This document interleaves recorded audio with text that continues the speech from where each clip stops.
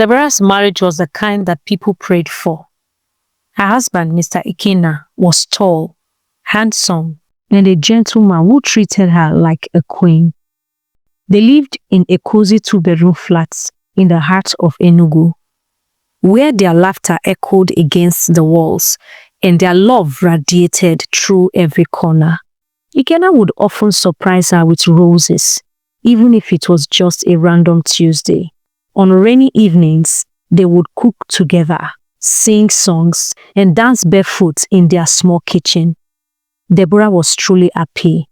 Our children will be beautiful, he once whispered, rubbing her stomach gently after their first year of trying. But the months stretched into years. Every time a period came, it felt like a small funeral. Yet Deborah remained hopeful. Next month, she would smile. Maybe next month, but the months turned into years. 5, then 10. By the 15th year, the sweet smiles had faded. Ikenna became distant. The same man who once kissed her forehead each morning now barely said goodbye when leaving for work. They tried everything: prayers, medical tests, herbs, fasting, but nothing worked. The whispers in the family began. She's the barren one. Ikenna, are you still waiting? The pressure was heavy. And then, on their 20th anniversary, Deborah woke up to an empty bed. On the kitchen table, a small folded note stared at her like a wound. I can't do this anymore. I'm sorry. She read it over and over again. He was gone. No face-to-face goodbye. No final hug. Just silence. Deborah sank into depression. She stopped eating. The curtains in her house stayed shut for weeks. She refused to see visitors. For a long time, she couldn't even pray. To make matters worse, her husband got married just months after their divorce, and after a year, they had their first child. The woman who once hosted neighborhood Bible studies now sat cold on the floor, whispered to herself, I am the problem. She tried to adopt a child. She went to different agencies and homes, but the process was long, slow, and full of frustrating delays. She started volunteering at a child welfare center, hoping it would at least fill the hole in her heart. But every night she still cried into her pillow. She desired to carry her own child, to feel a kick in her belly, to hear a little voice call her mommy. In the same town lived 2 girls, identical twins named Amara and Adanne. At just 8 years old, they lost both parents in a terrible Okada accident. One moment, their mother was frying akara by the roadside, while their father turned his Okada. The next, they were lying lifeless on the hospital beds. Nobody came to claim the girls. No uncles, no aunties, no cousins. So the girls were left to wonder. They begged. They slept under broken shades. They shared a single blanket even in the coldest harmattan nights. They scavenged for food in trash bins behind restaurants. And the villagers, oh, they were cruel. They are thieves, dirty little prostitutes. They will never become anything good. The villagers always cursed them. They grew in the streets and did everything to survive, stealing, even dating older men just for some money. The twins kept surviving together. They watched each other's back, even when they were hungry and afraid. They just had to survive anyhow. They were taken advantage of. No one wanted to help them genuinely without wanting something from them in return. They sold sachet water in traffic, washed clothes for strangers, and sometimes slept in uncompleted buildings. They had no choice.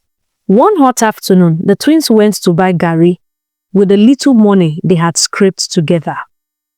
As they stepped into the shop, the woman behind the counter shouted, "You again?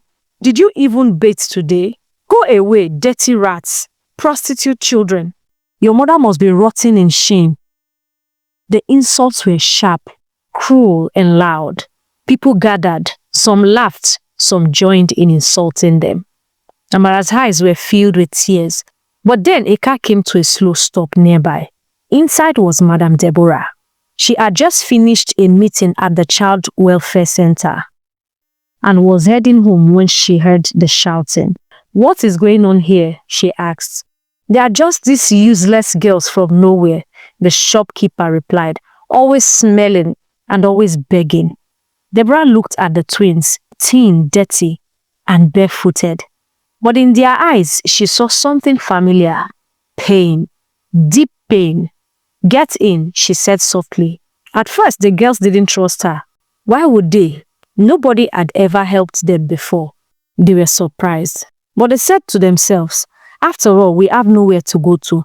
If she kills us, at least we'll be free from this life of misery. So we have nothing to lose." So they entered the car. They had a clean bath for the first time in years, ate good food, and wore good clothes. She gave them their own beds, their very first one. The twins cried silently that night, buried in softness of real pillows. The next morning, Deborah asked about their lives. They told her everything: the streets, the names they had been called, the hunger, the loneliness, the things they had to do to survive. And Deborah cried with them. She held them close, whispering, "You're not dirty. You're not useless. You are mine now." With time, the twins began to bloom. Deborah enrolled them in a private school. She helped them with homework. She taught them how to pray. And on hard days, she reminded them, "Your past does not define you." Amara became a brilliant civil engineer. Adanne, a powerful human rights lawyer. By their late 20s, both girls were stars in their fields, gracing magazines, giving speeches, building homes for orphanage. The twins built a magnificent mansion in their late parents' village, a towering structure named House of Honor. At the grand opening, they invited the whole village. The same villagers who mocked and said they will never amount to anything bowed their heads in shame. The same woman who once called them rats was now serving happily and laughing with no shame. They even gave her money for serving the guests, and she took it without shame, joyfully. At the ceremony, Amara held the microphone. "We were nothing," she said, "until someone saw something in us."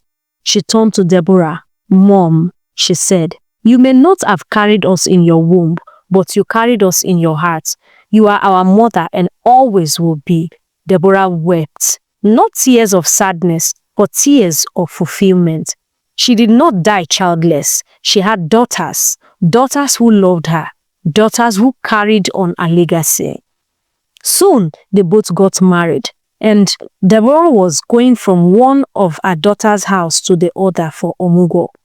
They made sure their mother lacked nothing, and she lived to a good old age, and her grandchildren playing all over around her, and they lived happily. Moral lessons. You cannot write anybody off. God can turn any life around. As long as there is life, there is always hope. A woman's worth is not in her womb, but in her heart. Pain can birth purpose. What society rejects, love can restore. Kindness plants seeds that will grow into forests of legacy. Those you mock today might be the ones who will feed you tomorrow. I hope you enjoyed watching. God bless you. Bye.